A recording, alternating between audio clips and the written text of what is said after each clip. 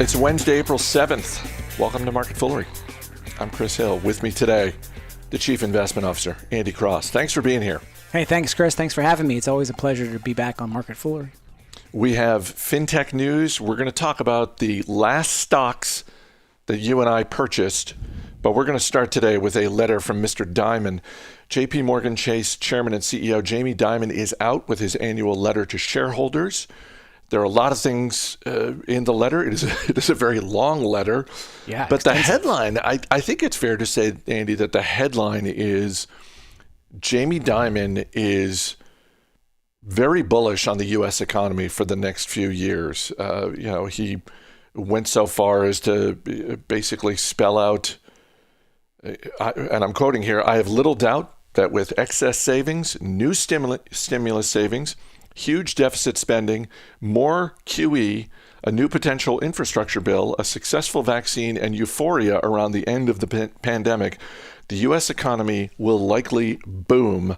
This boom could easily run into 2023 because all the spending could extend well into 2023. Yeah, I think that was a little bit different theme than he was talking last year, where he was much more pessimistic, talking about the impact of the COVID pandemic, the quarantines, the lockdowns on the economy, and what that may mean, obviously, for his bank. And since then, it's been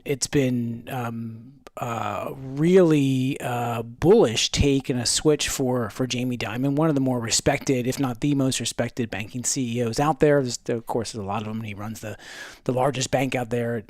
$470 billion worth for JP Morgan. And his letter is always a really interesting read. It is extensive. I mean, it goes on and on and on. So Mr. Dimon, not one for brevity here. So he's trying to pack a lot in here, but I think that is one of the themes, Chris, when you look through what he has written, is that looking at the massive amounts of stimulus coming, the efficiencies of businesses, the investments they're making in his own business, what they are seeing at the consumer side. He talks a lot about the shareholder and the consumer and the bank's influence across the globe, but really at the consumer level. Throughout his letter, he mentions that, and I think he sees all of those factors. The employment number is better than probably expected, and just from talk about high frequency data that they have at their hands if they're tapping into it, which I imagine they are, and they are hiring a lot of different people, different roles, including technology. That's going to play into what he is seeing in the markets, and he is seeing some very, very positive and good news, and that's reflected in this more optimistic tone of the markets this year versus last year. It is helpful because there are a lot of people out there. I know I'm getting this question, and I'm seeing it pop up in the financial news.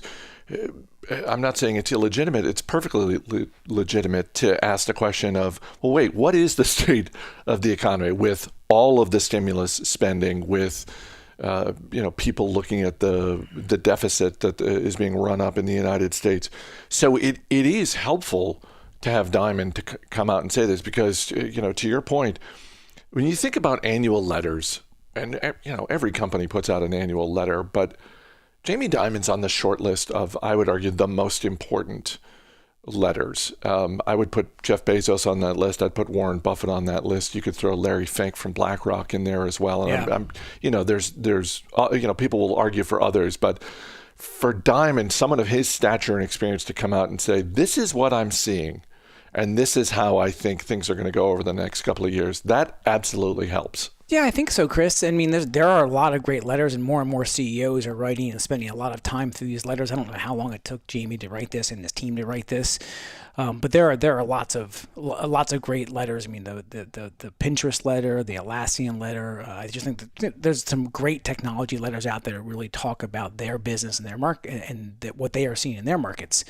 Jamie Dimon, because the bank is so large, is because it touches on so many different parts of the environment, and the way that the bank and the financial markets have been shifting and changing over the last 2 to 3 years, and really over the last year. I think it warrants some attention to hear what he is saying and what his team is seeing, and how that gets reflected and communicated to shareholders. It starts off as a letter really for shareholders. It talks directly to shareholders, right? So, and then it kind of gets, and consumers too, but then it kind of gets into the more of the details, and he talks about the COVID, and he has it all broken down into different sections. And section 5 is COVID-19 and the economy. He talks about bold action by the Fed and the U.S. government effectively reversing the financial panic. Banks entering the crisis in much better shape, and then we're part of the solution coming out and what they have done in the banking industry and its investments it's made throughout all the different ventures that has been tied to the federal government, helping support consumers around the U.S. And that's a much different spot than what they would have been in 2007, 2008, going into the 2008 financial crisis that bled into 2009. And so he just kind of lays these out, the confusing interplay of monetary, fiscal, and regulatory policy continues throughout recession. So he just lays out these thoughts and principles and how that impacts JP Morgan's business, and it's very insightful and gives a very broad look at what someone like JP Morgan and some companies their size with their reach are thinking about, and how they're impacted by the environment today versus where it was maybe a year and 3, 4, 5, 10 years ago. One of the other things he said with respect to the banking sector is how the banking industry should be scared of fintech, which leads us to our next story. Big news from Plaid. The fintech company announced it has raised $425 million in its latest round of financing. This puts Plaid's valuation at $13.4 billion. And keep in mind, it was back in January of 2020 that Visa agreed to buy Plaid for $5.3 billion. The deal was called off earlier this year due to regulatory concern. This is, I know there were a lot of people bullish on Plaid. This is an astonishing rise in valuation in a relatively short amount of time. It's quite an incredible story, Chris. So you think about Plaid and Visa, and they had the platitudes out there in the press releases in January of 2020. So really before the pandemic really started to hit. And they had agreed to an acquisition of Visa acquiring Plaid for a little more than $5 billion, around there. And what that meant for fintech and what that meant for Visa and the like. And then throughout the summer and in the fall, the Department of Justice and other regulatory bodies started talking about how they are investigating this, looking into it, and worries about the anti-competitive behavior that Visa might be undertaking to basically take out a potential very powerful, growing, emerging competitive threat in Plaid. And so, considering all of that was going on in January of this year, they pulled the plug, as you mentioned. So just that quick little recap. And what's fascinating to me is, as you mentioned, during that time, Plaid has had an enormous growth in their business. And they talked about this and talk about how their business has really evolved and changed over, as many fintech companies have, and how it's been revolutionary. And there's also stories and articles and reports from Plaid former employees and what they are seeing in the business, and talking about perhaps fundraising and increasing their rounds, and what it meant for the valuation as early as January or February of this year, before this news actually broke. So, and that number was somewhere even north of $13.5 billion, 14, 15 billion. So you start to see like, wow, this has really changed. And then Plaid's like, hey, this is now a chance for us to be able to go out there, raise some capital, and boost our valuation. And as you mentioned, it's a 2.5 times increase of the value, or 2.5 times what the valuation was in January. And it gets to the fact that Plaid's had this user base that's grown more than 60%.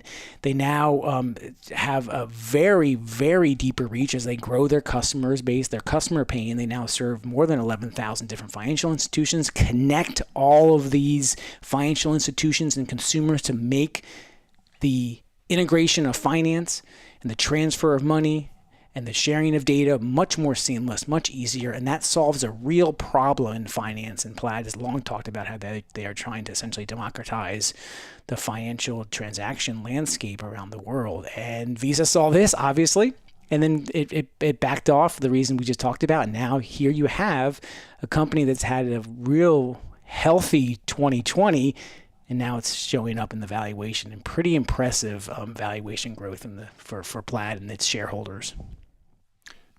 This has to end with Plaid going public at some point, right? I mean, there were people a year ago, January, who thought Visa was paying up at $5.3 billion to buy Plaid. They thought, there were people like, well, it's a good acquisition, but boy, they're really paying for it. Nobody's going to pay. I mean, it would take $20 billion to buy them now, at least. So whether it's later this year or sometime in 2022 or beyond, doesn't this end with Plaid going public? Well, Zach Parrott said that the CEO said that it's kind of on their mind. They don't have any immediate plans. That kind of platitudes, right? Talked about, and you see that a lot from different CEOs when they're in this kind of spot. And I think they're in a very strong competitive position and growing their business quite well. I think the reports of them having about $100 million in revenue back when they had that valuation, and assuming that like their customer count grew by 60% in 2020, their revenue is probably far higher. So, even give them at $400 million in revenue, more or less, like really juice that up by compared to the $100 million in revenue, and you start to see a company that's valued at more than 30 times sales. So you have these valuations that from a metric perspective, a price to sales perspective that we've seen over the last year or so really start to expand, and Plaid's benefiting from that clearly. Now, would someone want to come in? I just think the problem with Plaid is they were so integrated in so many different financial institutions and have such a wide reach, and they are growing that influence, that it's going to be very hard from a regulatory perspective for someone to come in and buy them who's tied to the financial landscape. It would almost have to be another tech company, and even then we know tech companies have someone who's going to splash out this kind of money to buy Plaid would face their own regulatory scrutiny probably. So yes, it probably leads down the road, I would think, maybe in the next year or so of them going public and satisfying these initial shareholders who now are, like you said, are spending more than $400 million to invest into Plaid, and they're going to want to return on that money, I imagine, fairly quickly too. We got a lot of great questions that have been coming in lately from listeners, and we'll get to those in a second. I just wanted to throw out two quick podcast episode recommendations. The first is a show called Smartless, which doesn't need me to promote it. It's one of the most popular podcasts out there. This is a weekly show with Jason Bateman, Will Arnett, and Sean Hayes. And the setup of the show is they're friends. And the setup of the show is that one of them brings on a guest for the three of them to talk to, but the other two don't know who it is. And the most recent episode of Smartless, the guest, and usually it's an actor or comedian or that sort of thing. The most recent guest is Ted Sarandos, the co-CEO of Netflix. And I cannot recommend this episode Who brought enough. him on? Who brought him on, Chris? Do you remember which Jason one? Bateman brought him Jason on. Bateman, yeah. And because he's got the Ozark Yep. show, although they talk about Arrested Development. And it was, as someone who admires the company and doesn't know a lot about Ted Sarandos, I find it fascinating. And it's one of those things, like if you're a Netflix shareholder, you're going to want to listen to this because it's great stuff. The other episode I will just throw out there, the Tech Money podcast with Malcolm Etheridge. Malcolm is a certified financial planner in Washington, D.C. We actually had him on MarketFoolery about 5 years ago or so. Really smart guy, very thoughtful, very foolish. And he invited me to come on his show. And so we talked for about 35 minutes about the Motley Fool, about retail investing, the mindset, sort of the origin story for Fool podcast. So I had a great time talking with him. So if anyone's interested in that, you can check out the Tech Money podcast. With that, let's get to the email. MarketFoolery@fool.com is our email address. First up from Aaron Burton.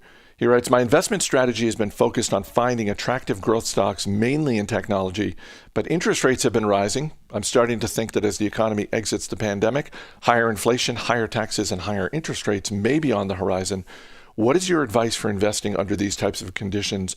Are value stocks a good option? Well, certainly not alone. We've seen that certainly over the last 2 months as people start to do that, what's called the rotation trade, and start to. And I say people, I mean it's mostly large institutions, and then momentum traders that are getting into that mix, depending on how those flows are going. So you're starting to see that as interest rates are starting to shift and change, and maybe people think, investors think that this more cyclical stocks will have a better chance coming out of this recession. And boy, by the way, tech stocks, large growth tech stocks, and well, even small growth tech stocks have done so well in 2020 and throughout the rebounding from the pandemic.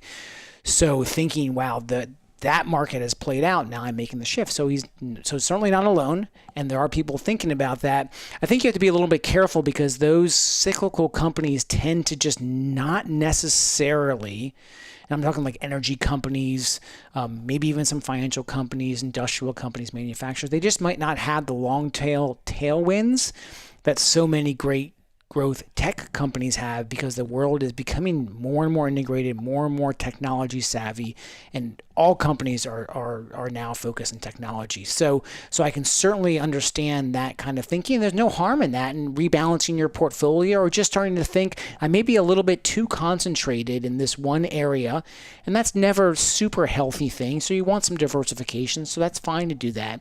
I would just be careful about going all in or all out of certain sectors or certain stocks, because if you are investing for the next 3, 5, 10 years, you will still want to have exposure to the higher growth parts of the market.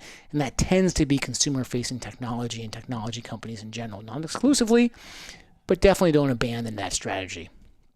Well, and you at the end of the day, you want it to be a good business. I mean, because there are absolutely people who go value hunting, and it's just numbers based, and it doesn't matter what the underlying business is. And to me, it's like, no, I think you really want to focus on find a good business and then look at it and say, well, if you're going to sell me this good business at that price, yeah, I'm in. Yeah, there's a difference between going shopping for a company like Disney when it was getting hit over the concerns of the pandemic influence, their cruise business, going to movies, all this, even really before they launched Disney Plus, and we've seen the massive success of that. But and financials being hit and some other of those, and then going that have really strong businesses, and then going very cyclical, dumpster diving, stocks are down 80% or 70% or 50%. Now they're rebounding a little bit. So that there is a difference of that, Chris, and that's a very good point. And we love the shopping and buying and owning those great businesses. So really focusing on the business quality. And some, I mean, JP Morgan's one example, right? It's a large company from an earnings multiple perspective, sells it far cheaper than well, not far cheaper, but cheaper than the S&P 500. It's not going to double overnight, and it's not going to be a huge growth driver, but it's a very steady, probably low volatile company to own. And some people may want to shift into that, a little bit into that, to be able to balance out some of their growth exposure in their portfolios. Finally, from Jennifer in Florida, who writes, what is the last stock you bought and why did you buy it? I like that question. Yeah, so I love that question too, Jennifer. I'm still under some restrictions for the Motley Fool, so I can't talk about the exact last stock I bought, but I will tell you about one that I've bought in the past week or so, and that's Redfin. Speaking about a company that was hit pretty dramatically hard during 2020, and the real estate, the innovative real estate, home buying and realtor in the United States. $7 billion market cap now. At one point, I think it was 10 or 11, so it's dropped over the last couple months with some of the changing in the market dynamics after rebounding from its lows last spring. So I just like the spot that they are playing in. I like how they run their business. Glenn Kelman founded the business. The CEO is, I think, very astute and has really great vision for the real estate market. It's obviously a very competitive business, but it's also very fragmented, Chris.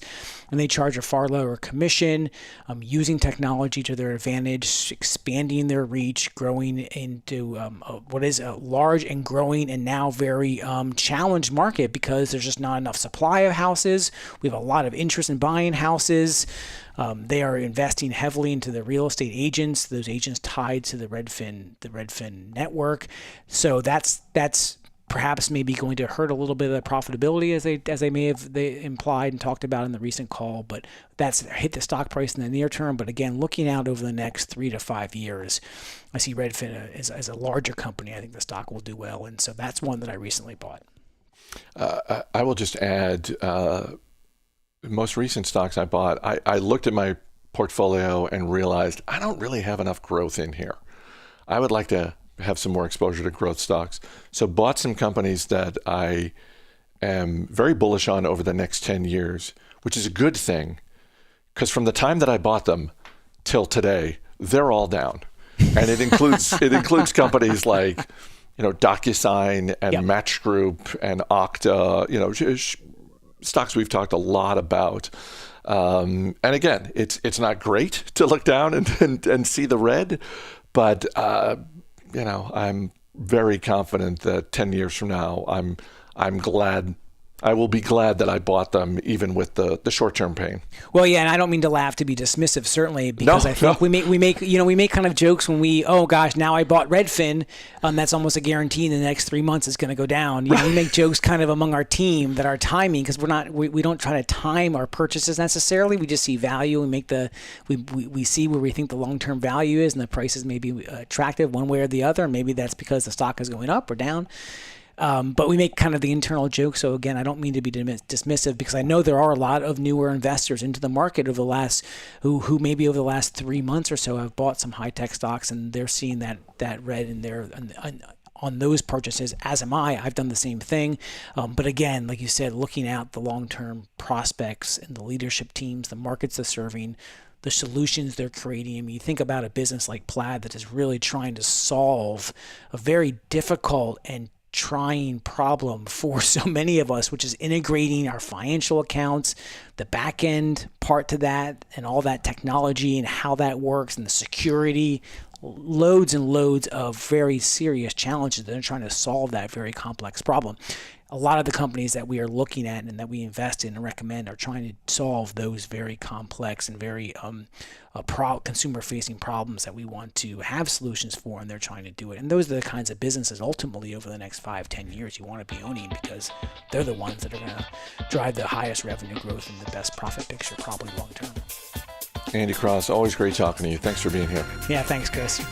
As always, people on the program may have interest in the stocks they talk about, and the Motley Fool may have formal recommendations for or against. So don't buy or sell stocks based solely on what you hear. That's going to do it for this edition of Market Foolery. The show is mixed by Dan Boyd. I'm Chris Hill. Thanks for listening. We'll see you tomorrow.